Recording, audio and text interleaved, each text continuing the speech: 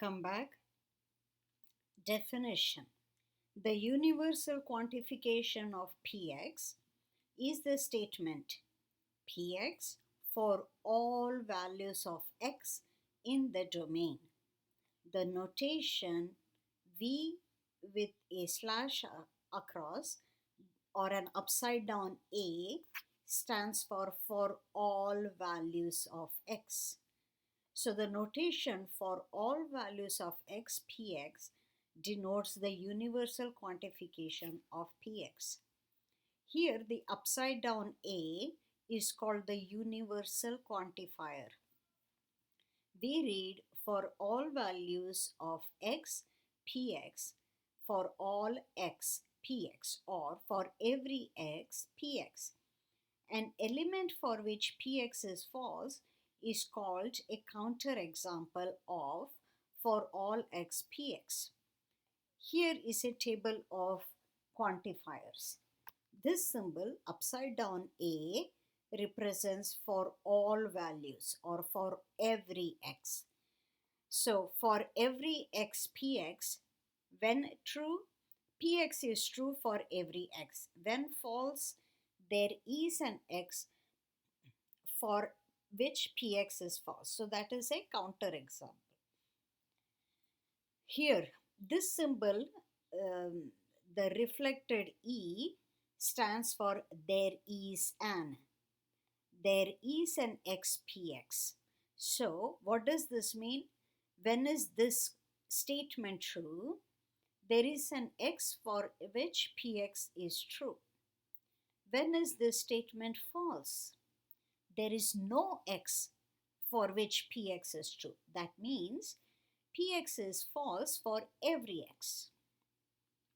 So notice this existence quantifier, it is false for every x. You see, you want Px to be false for every x. Here is a statement. Let Px be the statement x plus 1 greater than x. Then the quantification is for all x Px. This quantification is true where the domain consists of all real numbers. You see, you need to mention the domain. For example, if you said for all numbers, somebody could come up with and ask, what do you mean, complex numbers? Because greater than does not make sense for complex numbers. Okay. Note for the domain, if the domain is empty, then for all x Px is true for any propositional function Px, because there is no element x in the domain for which Px is false. In other words, the quantification is vacuously true. Okay. Let Qx be the statement x less than 2. Then the quantification for all x Qx is false if the domain consists of all real numbers, because 3 is not less than 2. In this case, we change our domain to the open interval negative infinity to 2, and the quantification is true. So I hope this is clear. For every number in this interval, x is less than 2. Okay. So for every x in this domain, Qx is true.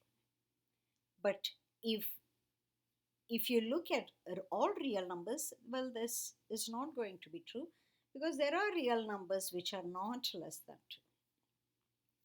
2. Besides for all and for every, universal quantification can be expressed in other forms such as all of, for each, given any, for arbitrary, for any, although it is best to avoid for any. To show that a statement for every or for all Px is false, all we need is a single counterexample. So that's important. So when somebody says, oh, every person is honest, now that's a statement you have made. If I want to disprove it, all I need is one counterexample, you see. So a single counterexample is all we need. For instance, if my Px is the statement x squared greater than 0, then for all x px where the domain is the set of real numbers is false, since p at 0 is false.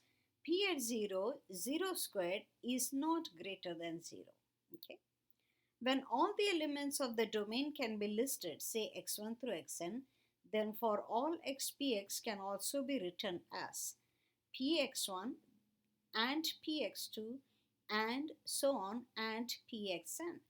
So to say that for every x px is true actually means that px1 is true, px2 is true, pxn is true, every one of those is true. That's all the statement means. What is the truth value of for all x, x cube greater equals x? If the domain consists of all real numbers, that's not true. All you need to say is for every x, x cube greater than or equal to x.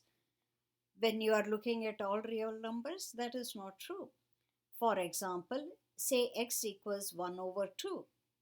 Then 1 over 2 to the third power is 1 over 8, which is not greater than 1 over 2. Okay? Likewise, for negative numbers, say negative 2.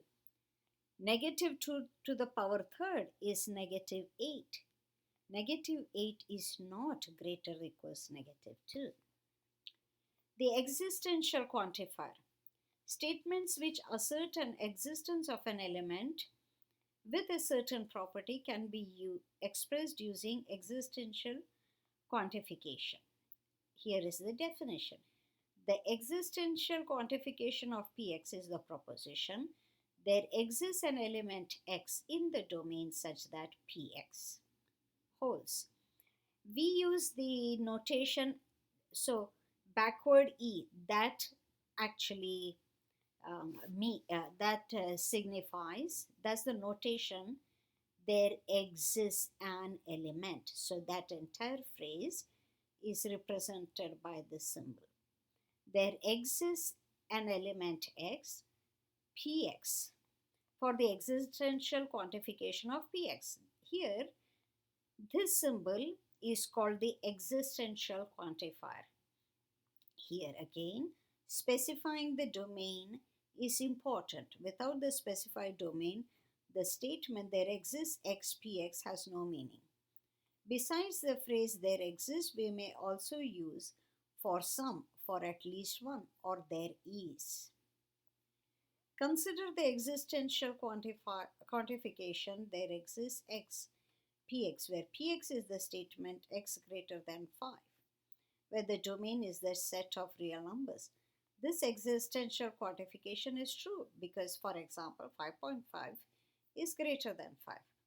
On the other hand, if the domain is negative infinity to 5, then this quantification, existential quantification, is false.